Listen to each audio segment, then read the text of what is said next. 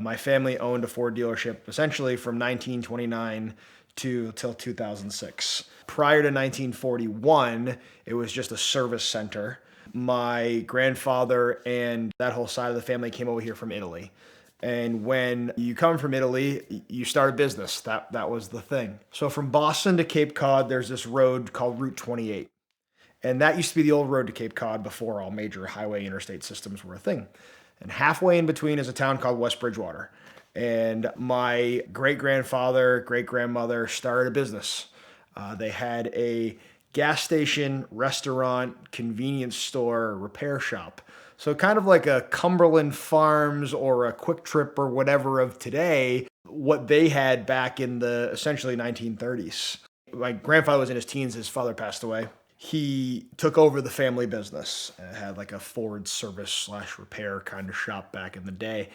And in 1944 became the youngest Ford dealer to have a new car franchise ever. And it's kind of interesting because he like borrowed the money from the restaurant, convenience store, gas station to buy the first car from Ford to sell that car. And he was pretty well known in town. He sold cars to everybody in town and sold cars to the school, sold cars to the driver's ed.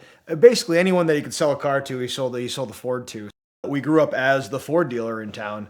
So in the 1970s, they built a larger dealership across the street and became one of the largest commercial truck Ford dealers on the East Coast. So our business was really F-250, 350, 450, medium duty.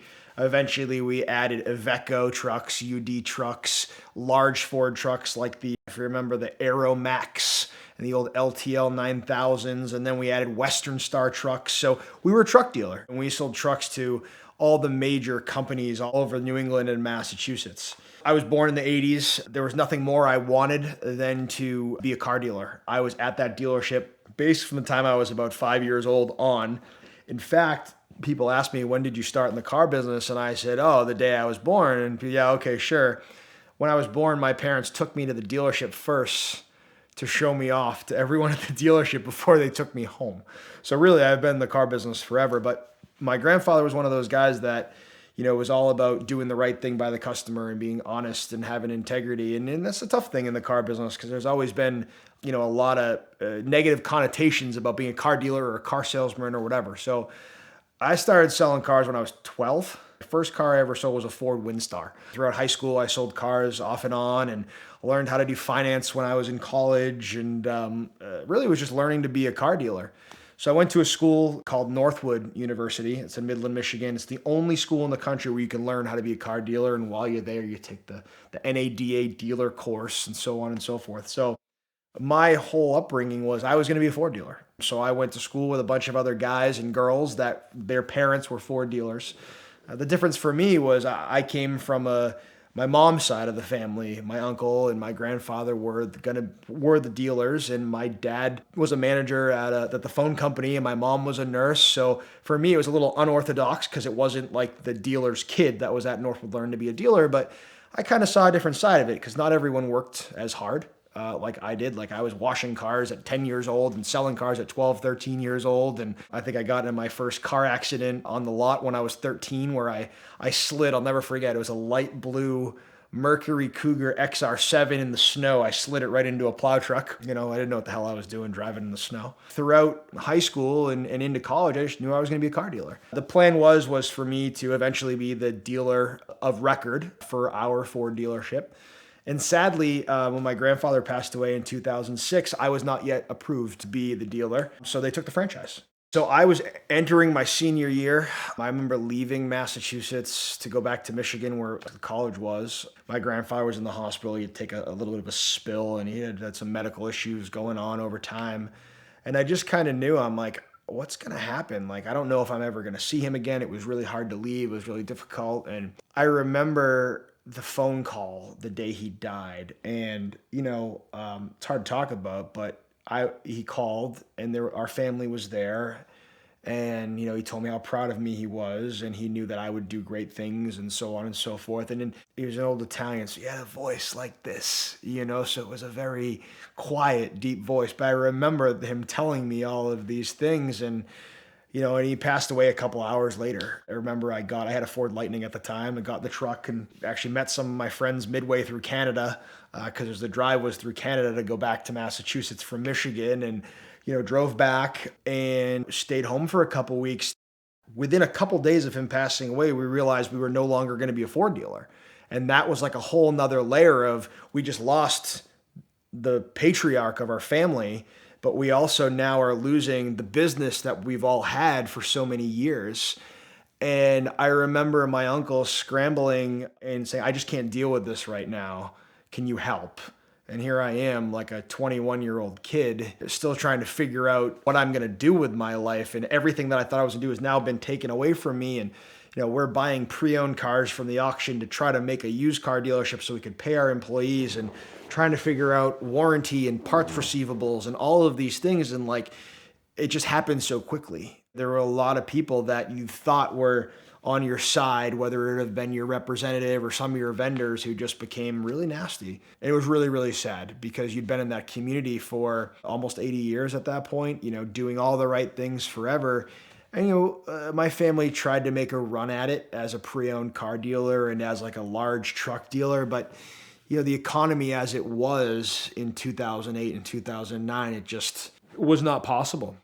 The interesting thing was that there was a trickle effect. If you think back to 2008 and 2009, they closed thousands of Ford, General Motors, and Chrysler, Jeep, Dodge, Ram dealers in the United States and Canada. And the whole reason being for that was that the economy was going in the wrong direction at the time, as we know, and there were too many dealers not selling enough cars.